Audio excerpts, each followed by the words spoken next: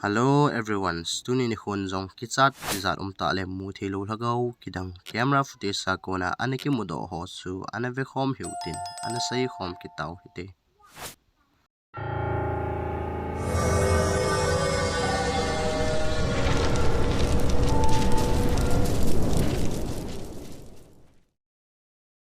akhat channa hin tiktokal chubi gubi kitinu hin in tha khat hi analu vin a in tha lo na wa chun wangsin la dei lo te in hitabang thil ho hi analhung panji ta in a hi.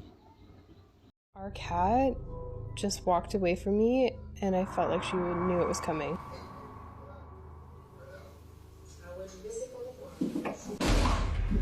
What the f? What the f just happened?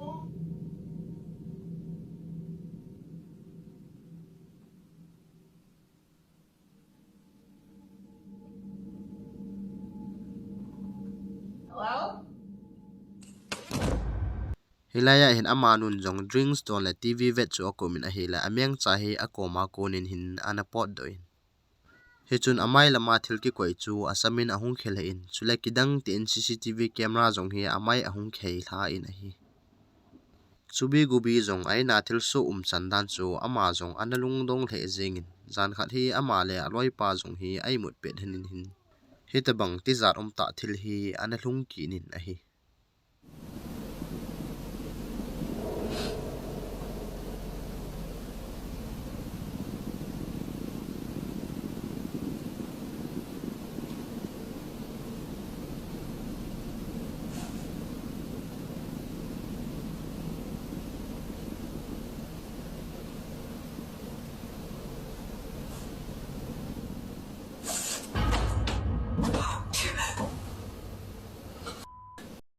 hilaya hin table tabang hi aslo be hilin ahung ki sol lein achunga le khabu jong hi ahung ki le tha in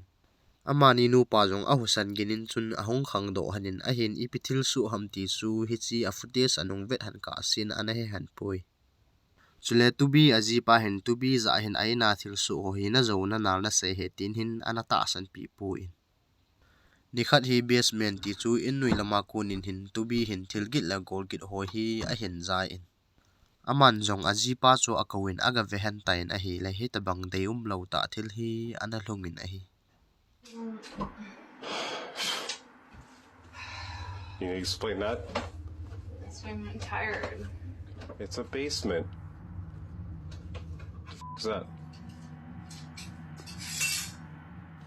It's a broken frame. Yeah, that happens. Jeez! What the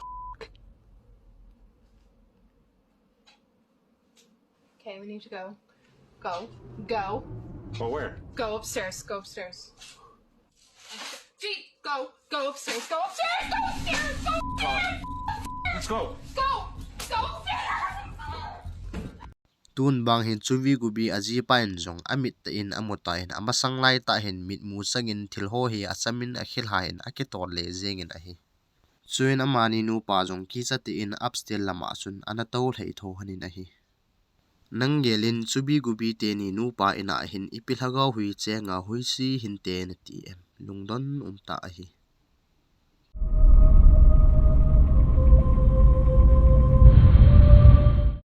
ani channa hin aditil aki hechen point a hin athum danin hin golang mi khat in the old monastery kiti in luita khat hi aga visit na a hin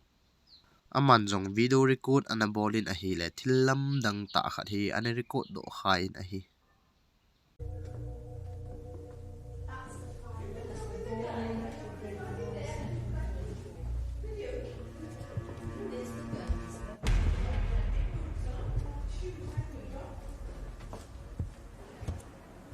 namu them hilaya hin million ta khat hung phei hung hi akimu in a hin hi chithil chu mit phet ka loin anamang kitai in a hi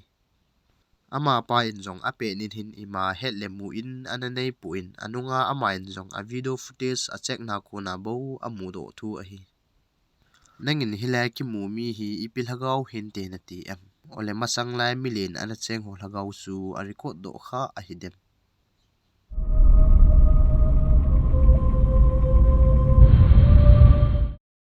athum channa hin YouTuber da hacker kitipa ina hin thilgit la golgit kidang za chum ho hi ana hlungzi in ama in jong a phone mang chain chun record ana bol do zi in a hi Stared over there at the fucking door.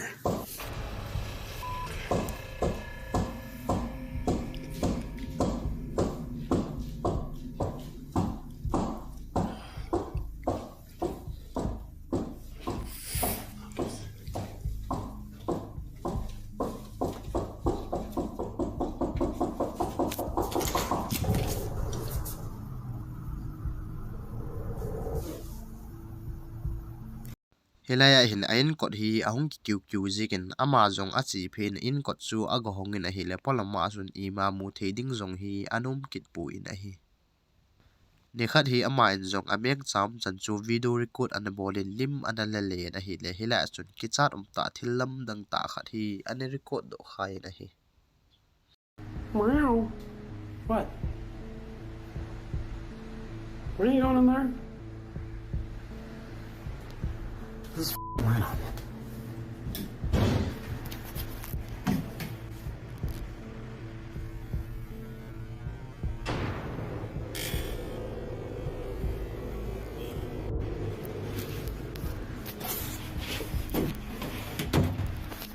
What was that, dude? ama in jong ameng cha ki tot pi zawin chun bathroom lai chu aga off in hi le hila en ki chat ta asam saw ham ale pi ham ti ki he chin lo thilam dang ta hi an record do khai na hi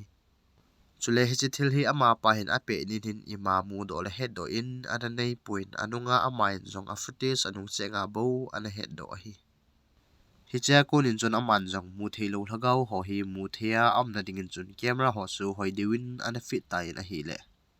nilha khat hi hitabang thilam dang ta khat hi mu do thein anu min na hi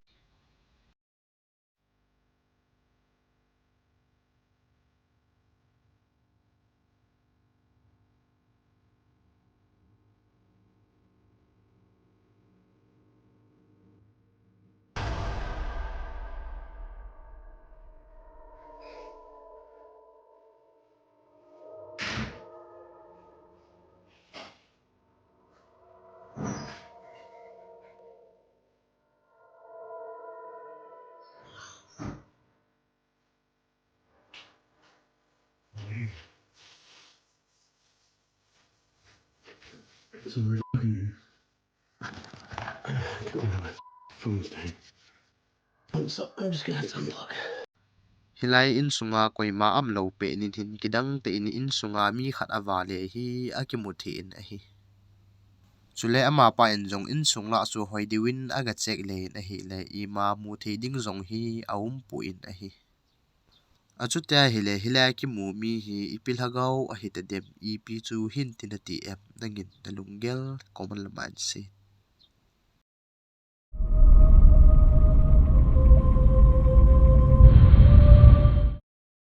ali channa hin Australia gama Reddit has been 42 kitipa hele aloi pa hi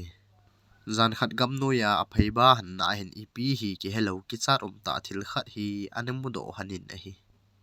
Noises in the forest. What the? Oh! Oh! Oh! What the? What the? hilai thing phung panga kunin hin ipi hi ki hello ki chat ta khat hi ahung da duin amani jong hila kunin chun anazam do hanin a hi Reddit has been in jong hece video hi anuploadin a viewer soza chun ipithil a hidem tin chun anadongin a viewer stampi chun skinwalker hinte atiuvin kin jong ka viewer so na dong ulang ipithil chu a hidem dangin dalungel common lama in si What the? Oh! Oh! Oh! What the?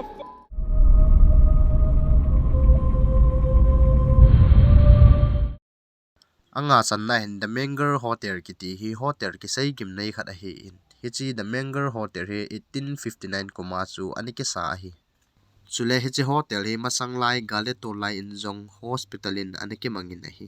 hilaya chu athia mangjong izat anom da ding kham gim nei te ding a hi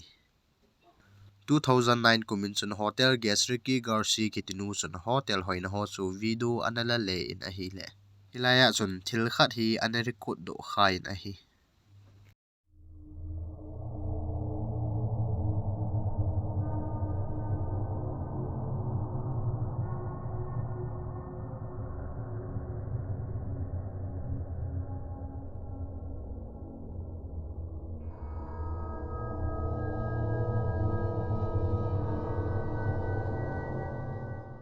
Hilai second floor veranda opposite lang khana hin numei chapang hidinga kilom akichi be se lo khat hi achi phei akimuthin a hi chule hechi menger hotel a thil anatu achuriki grassy bo hi an hi pu in kumli achi zo 2014 kuma zongin falisa paung kitinu zong hin hechi menger hotel second floor mun chana achun hitabang lim hi anakap do ki nin Hilaya hin numai chapang sang holsan kia anu hi imu vin a hi a hin anunga sang holvam kia ding hi koi a hi koi ma in ana hepun a hi nang longgelin hichi menger hotel second floor la ki muji numai chapang hi ipil hagau hin ten ti an ole masang laya hospital a anaki man laya anathi hol hagau khat to hi chengdan ai khadem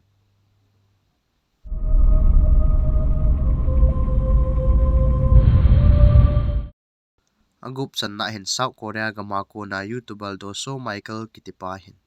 akimang talo bus company building khat hi export aga bolin chule hichi bus company chu ipida abandon aniki bol khuma aniki mang talo a hidem hilai muna achun bus khat hi akida la in hichi bus su te si khat hin adam laya anatol ji dan a hi hichi bus anatol ji te si pa lagau hi anahoi si le dan a hi in hija ajong hi hichi bus hi hilai hi anaki da la pi dan a hi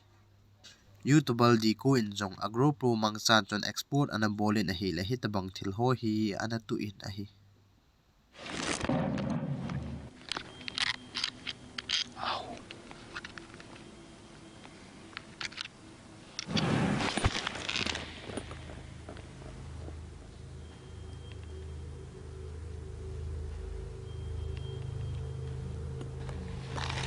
방금 소리 뭐 들었어요? 쿵 엄청 크게 소리.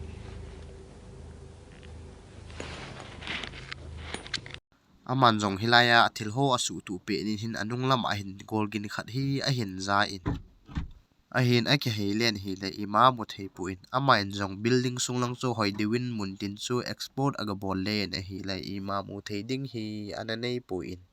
di kun jong achi do kunin chun agro pu camera chu a fit danin adal hen a hi le hilaya chun hitabang thil hi aniki mu do in a hi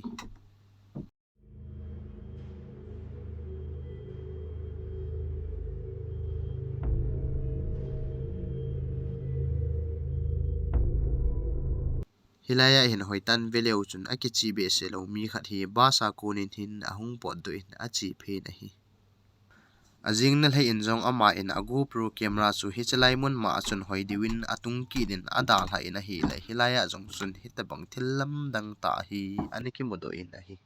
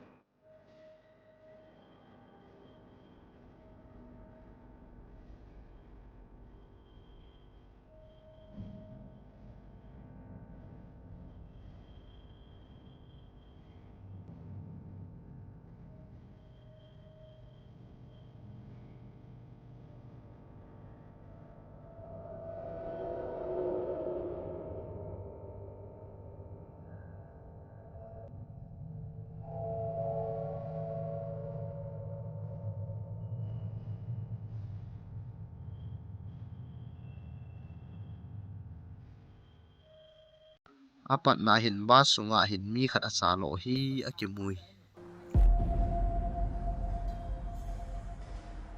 ani channa hin achung lama second floor la kun a hin avam khat hin nuilang hi a hin su banin analhum mang kita in a hi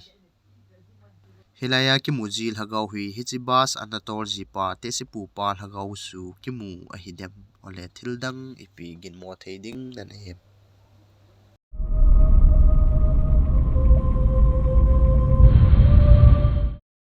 asagi channa hin reddit phantom 8881999 kitipa hin polama CCTV footage sa kunin hin hitabang thillam dang ta hi animudu in a hi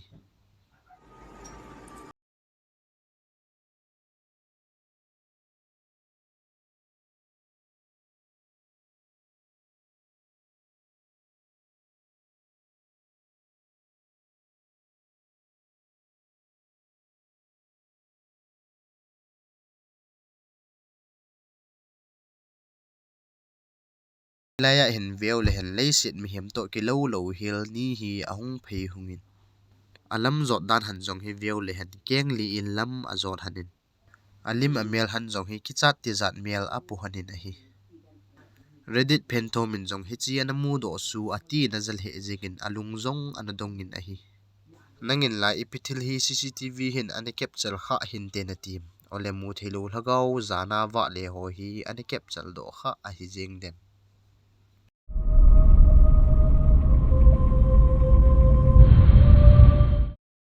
agit channa hin YouTuber has kasmi kitipa hin Zoldon kiti muna mul chunga khoneu cha anoma koima anasen na lo muna hin export aga bolin thuki he danin hichlai khomuna achun lhagau phalo khat hi chapang danin ani kilep jin ana hoisil he jeng ji in hi jina chu hichlai khomun chu anada hlau hi tin jong ana save na hi hila chun YouTuber has kasmi in jong export ana bol na achun hitabang thil hi ana tu in a hi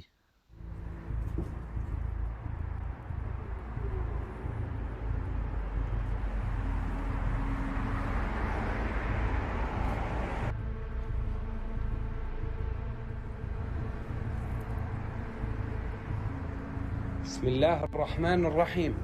أعوذ بكلمات الله التامات من شر ما خلق hilaya hin namu them amain jong azit avela avet le pe ni hin azit lam kaya kona khun hin khut khat hi ahung do do in a hi a hin ama hin ape nin hin ana hedo point chung lama chun ana to kal kal ki nin achung lama in dang na ho chu export abol le ki nin a hi le thilam dang ta khat hi a hin mu do in ama jong ana ki chal he jeng in a hi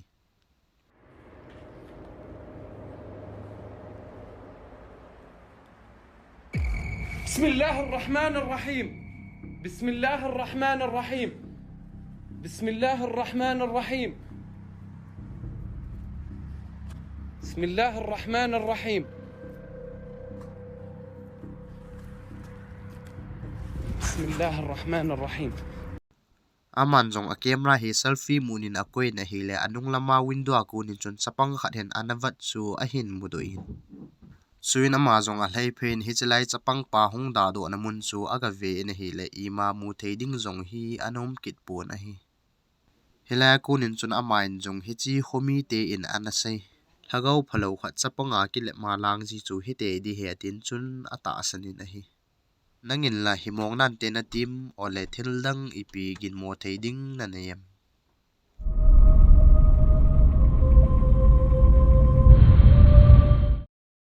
aku channa hin aditil aki hechin puin a hin ai ho esa gama chapang khat hi aka pe na hin hitabang thil su lamdang ta hi ana hlungin a hi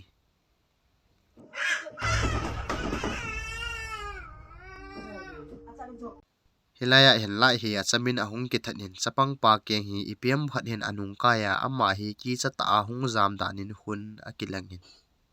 oleba ahin masat zo hamti jong ake hepuin ama khup khumin hin ahung leng ki nin aum dan hi asei ha thimin ai pi chu hitale nangin ipithil chu lung hin te tia na gelem na lungel common lamain se chule alima melle amun le mol dan hi ai thinghlang mi hi le kilo min a hi